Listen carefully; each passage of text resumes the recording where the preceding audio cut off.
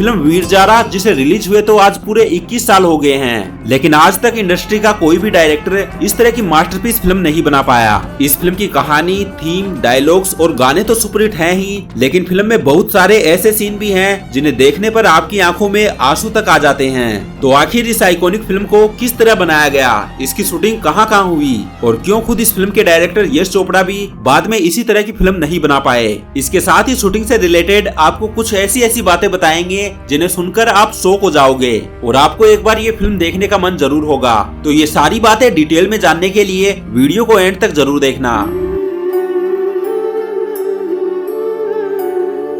सबसे पहले फिल्म का ये आइकॉनिक गाना, ऐसा देश है मेरा, हाँ ऐसा देश है मेरा। इस गाने को पंजाब के मुख्तलिफ गांव के मुख्तलिफ लोकेशन पर शूट किया गया था और गाने में आपने शाहरुख खान और प्रीति जिंटा के अलावा जितने भी लोग देखे वो कोई जूनियर आर्टिस्ट या एक्टर नहीं बल्कि इसी गांव के आम लोग थे, जो शूटिंग के बाद हर रोज शाहरुख और प्रीति जिंटा से मिलने और इनका ऑटोग्राफ लेने भी आते थे। वही गाने का ये सीन जब वीर और जारा रास्ते में रुककर एक घर में खाना खाते हैं तो इस सीन की शूटिंग के वक्त शाहरुख और प्रीति ने असल में इसी घर में बने खाने को खाया और लस्सी को पिया था और ऐसा इन्हें सिर्फ यहाँ के लोगों के इंसिस्ट करने पर करना पड़ा, क्योंकि पंजाब के लोग होते ही बड़े प्यारे हैं। खैर इस पूरे गाने को तो उदित नारायण ने गाया है, लेकिन इसमें जो पंजाबी लाइंस थी इसे फेमस पंजाबी सिंगर गुरदास मान ने गाया है। और बचपन में हमने इस गाने में शाहरुख और इस नीला कपड़ा पहने हुए आदमी को नाचते देखा था और हमें उस वक्त ये नहीं पता था कि ये कोई और नहीं बल्कि पंजाब के ग्रेट सिंगर गुरदास मान हैं। फिल्म का ये मोस्ट ड्रामेटिक सीन जब वीर और जारा एक दूसरे से अलग हो रहे होते हैं और तब इन्हें रियलाइज होता है कि इन्हें एक दूसरे से मोहब्बत हो गई है, तब यहाँ ये दिल को छू जाने वाला गीत आता है। तुम थे के थी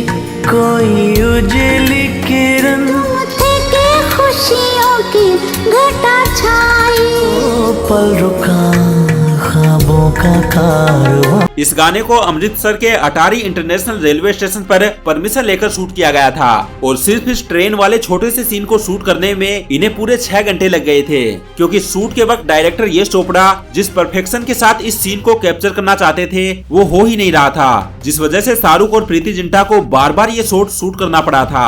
आप यहाँ देख ही सकते हो कि किस तरह यश जी शाहरुख और प्रीति जिंटा को ये इमोशनल सीन समझा रहे हैं। और इस वक्त यहाँ सेट पर यश जी के बेटे आदित्य चोपड़ा भी मौजूद थे, जो सीन में अपनी क्रिएटिविटी ऐड कर करके इस सीन को इतना इमोशनल बना दिया।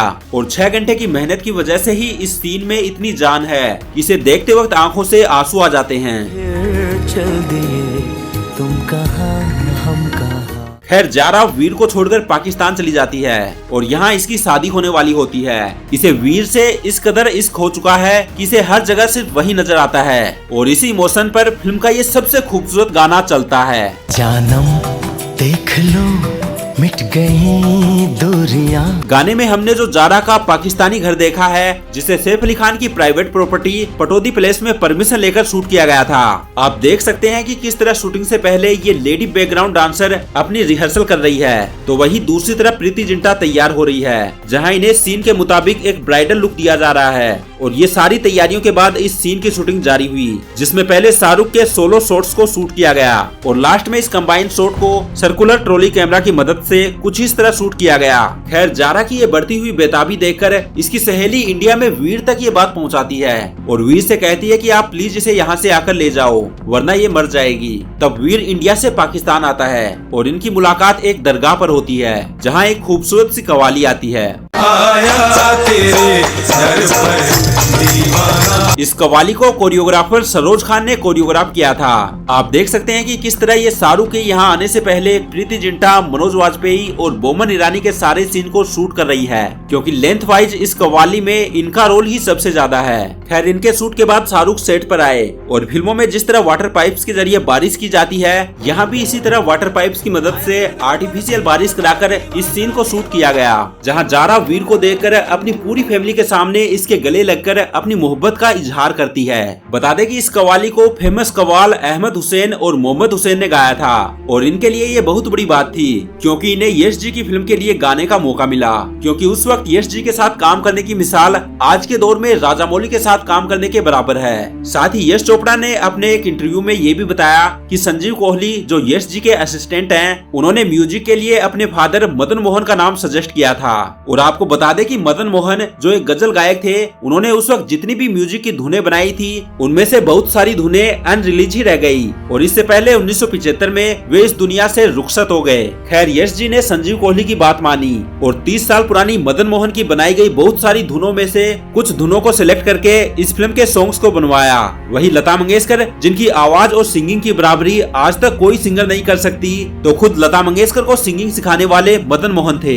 और लता मंगेशकर ने अपने एक इंटरव्यू में बताया कि आज से 30 साल पहले उन्होंने मदन जी के साथ बहुत सारे गाने और गजलें गाई हैं और 30 साल बाद इनके ही म्यूजिक पर उन्हें गाने को मिल रहा है। ये उनके लिए बहुत बड़ी बात है। तो अब आपको समझ आ गया होगा कि इस फिल्म के सारे गाने हमारे लिए सिर्फ गानों से बढ़कर क्यों हैं, क्योंकि जब भी हम इन्हें सुनते हैं तो कुछ अलग सी फीलिंग हमारे मन में रह जाती है।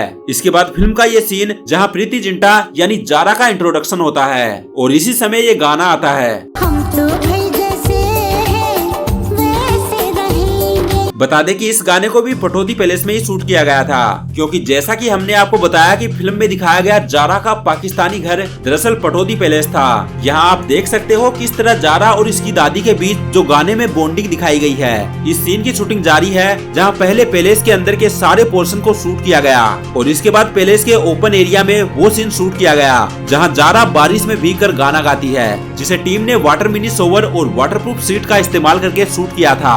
अब अगले दिन पैलेस के बाहर वाले सारे सीन की शूटिंग की गई, जहां जारा अपनी दादी के साथ बैठी होती है या अपनी फ्रेंड के साथ मस्ती करती है। और आपको ये सीन देखकर एनिमल मूवी की याद जरूर आएगी, जिसमें रणविजय के घर और गार्डन का सीन शामिल है, क्योंकि एनिमल फिल्म भी पटौदी पैलेस में ही शूट की गई थी। वही इस गाने की कोरियोग्राफी की बात करें तो इसे सरोज खान ने कोरियोग्राफ किया था, जो कि 90s के दशक की एक ऐसी कोरियोग्राफर थी कि मानो इनके बिना कोई हिट गाना बन ही नहीं सकता था। यहाँ आप देख सकते हो कि किस तरह सरोज खान प्रीति जिंटा को ये सीन समझा रही है, जहाँ इन्हें रिदम के मुताबिक एक्टिंग करनी है। वही इसी गाने का ये सीन जहाँ जारा टेबल पर चढ़कर नाचती है, तो इस सीन के तकरीबन 5 रिटेक हुए थे, क्योंकि प्रीति जिंटा बार बार सरोज खान के बताए मूवमेंट्स और डांस को भूल जाती थी। चलिए अब आपको इस फिल्म से जुड़े कुछ अननोन फैक्ट्स के बारे में बताते हैं। मूल रूप से फिल्म का नाम ये कहां आगे हम रखा गया था। ये टाइटल यश चोपड़ा की फिल्म सिलसिला के हिट गाने से लिया गया था, जो कि 1981 में रिलीज हुई थी। लेकिन बाद में यश चोपड़ा को लगा कि वीर जारा नाम इस लव स्टोरी को एक एपिक सागा का टच देगा।